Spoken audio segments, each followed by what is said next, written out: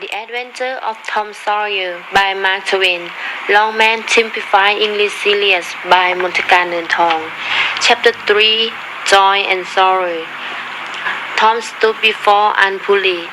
The soft summer air, the leafy quiet, the skin of the flower, and the sleepy murmur of the beach has their effects, and she was nodding in her armchair. His spectacles were up on her glass. Hands for safety, she thought that Tom had deserved long ago, and she wondered to see him praise himself in her power again in this bold way. "May I go out and pray now, Auntie?" he says. "What, already? How much have you done?" "It's all done, Auntie." Tom, don't lie to me. I hate lie. I am not right, Auntie. It's all done.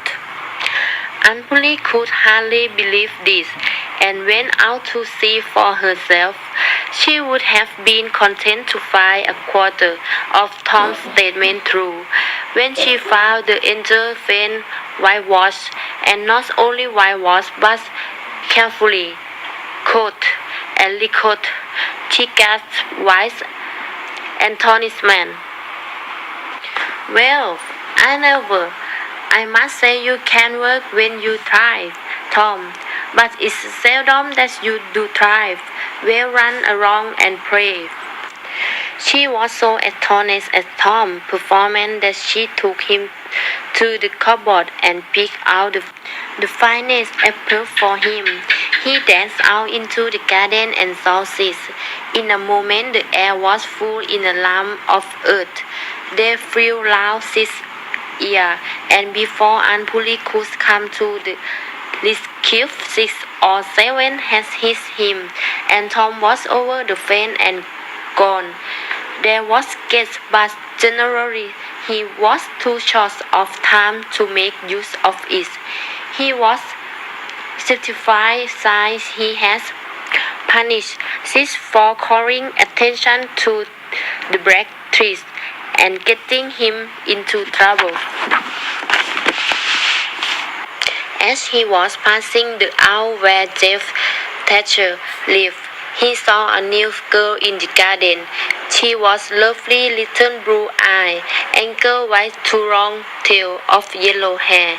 As one, a girl called Amy Lauren vanished completely out of Tom's heart. He worshipped this ankle till he saw that she had discovered him. Then he pretended that he did not know she was present and began to act in all sorts of silly, boyish ways in order to win her admiration. While he was in the midst of some dangerous trick, he glanced aside and saw that his little girl was going towards the house. Tom came up to the fence and leaned on it, hoping that she would wait a little longer. Tom sighed as she put her foot on the doorstep, but his face lit up at once, for she threw a loaf over the fence just before she disappeared. The boy ran picked up his tissue and buttoned it inside his coat next to his heart, only to his stomach possibly, for he was not quite sure where the one began and the other end. Although super, he was so kind that Anne wondered why she scolded him for throwing lump of earth at this, but he did not seem to mind in the least. He tried to steal sugar under his aunt's very nose, and got a thumb on his finger with a spoon. "Aunt, you don't insist when he takes sugar," he says. "Well, sis doesn't worry me as you do.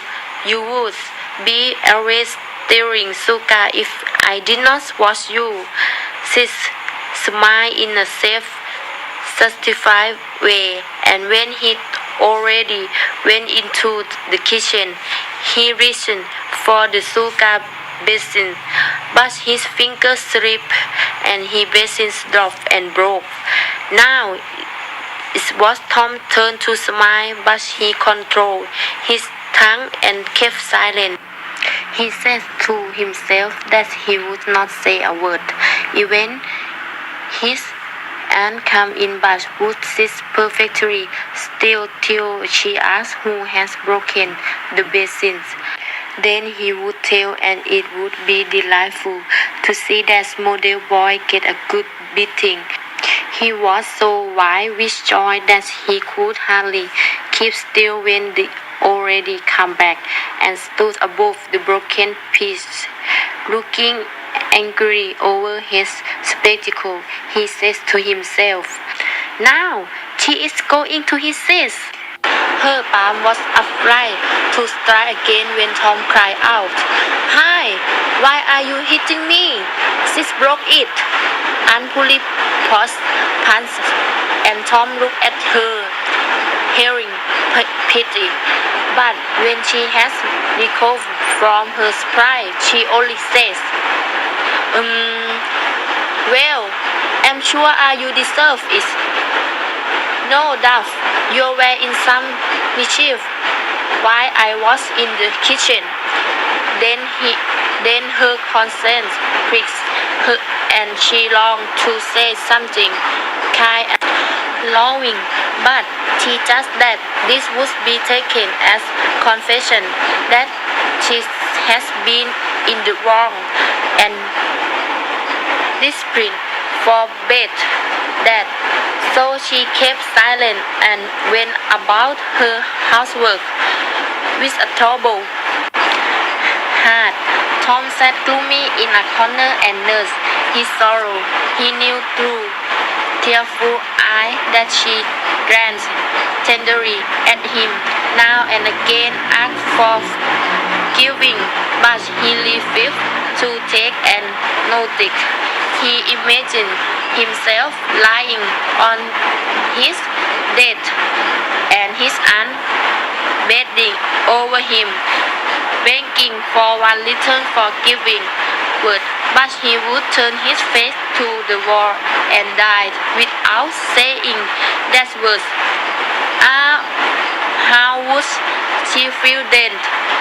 And he imagined himself brought home from the river, dead, with his cool old weight, and his poor hands still forever, and his broken heart at last. She would throw herself upon him, and her tears would fall like rain. She would pray God to give her back her boy, and promise she would never irritate him anymore. But he would lie there, cold and pale, and make no sign who returned suffer so affected by this vision that he had to keep on swallowing. His eyes swam in tears which overflowed and ran down from the end of his nose. He was enjoying his sorrow so much that any cheerfulness was unwelcome. When his cousin Mary danced in delight to be home again after weeks visits to the country, he got up and moved in crowd and darkness out at one door, as she brought song and sunshine at the other. His unhappy heart deserved to be alone, and so he wandered far away from the place where the boy usually met. A long laugh on the river invited him. He sat down on its outer edge and gazed in the wide river, wishing that he could be drowned and one without suffering the usual pain.